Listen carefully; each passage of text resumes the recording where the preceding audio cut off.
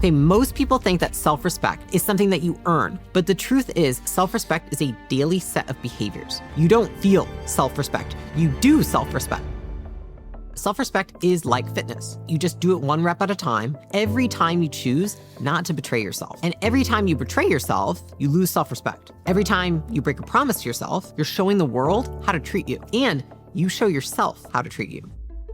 So many times that we catch ourselves pointing to the other person, and it's so often in the workplace, we're saying, well, that person doesn't respect me. It's like, well, have I actually learned how to respect myself? Do I even know what self-respect looks like? And it's a loop a lot of people get caught in. Someone disrespects you. It makes you feel small. You feel pissed off, you feel frustrated, you feel angry. And then you think, I've got to prove everybody wrong. So what do? You try harder to prove your worth. And that's what happens in that cycle. Then you lose more self-respect because you're trying to appease another person rather than yourself. And then you repeat the cycle. Respecting yourself doesn't make you selfish. It makes you stable. Because when you respect yourself, your boundaries are clear, you have standards that are non-negotiable, and people around you know where they stand. And trying to earn respect by tolerating disrespect is like trying to get healthy by eating cake and hoping your body's just not gonna notice.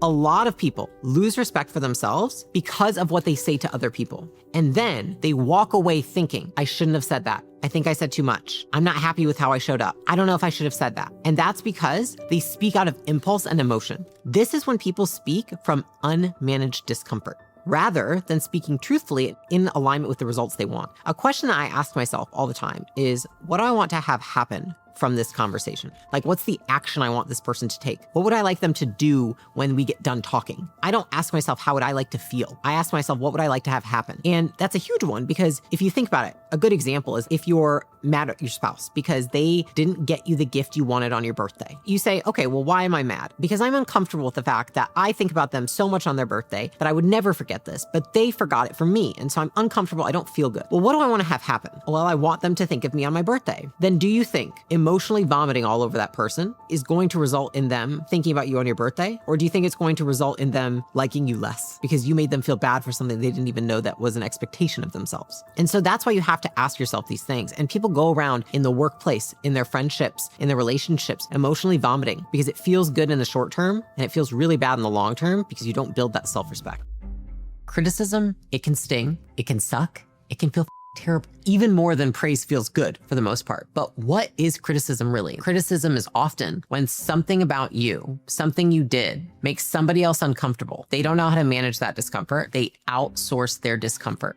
They blame you, they label you, they diminish you, they demean you, they judge you. Judgment is another word for unmanaged discomfort. So you really think about this. We all judge people. By the way, I judge people too, for sure. Of course I judge people. But what you want to ask yourself is, when somebody else criticizes you, what belief does their criticism contradict about what you believe to be true in this world? And then when they're criticizing you, you ask yourself, what did I do to make them so uncomfortable? And if you break it down like that, it helps so much because you see it objectively rather than subjectively just taking the hit of whatever emotional blow they're trying to put your way. And that fundamentally changed everything for me. Once I understood that I do something, it makes somebody uncomfortable. When they're uncomfortable and they have low emotional regulation skills, they criticize me, they make fun of me, they demean me, they diminish me.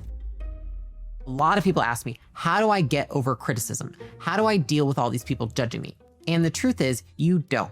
It happens. You just anchor so deeply in your values that it makes all the criticism worth it. And so the reality is this: if you don't anchor your identity somewhere solid, somewhere that cannot be defeated by what people say about you, whether it's good or bad, you will just drift into becoming a reflection of the preferences and desires of other people. And honestly, I don't think there is any worse place to be than one where you are literally a ghost of yourself that exists because of what other people want out of you. So if you define your values, you ignore everything else, you can be the person you want to be.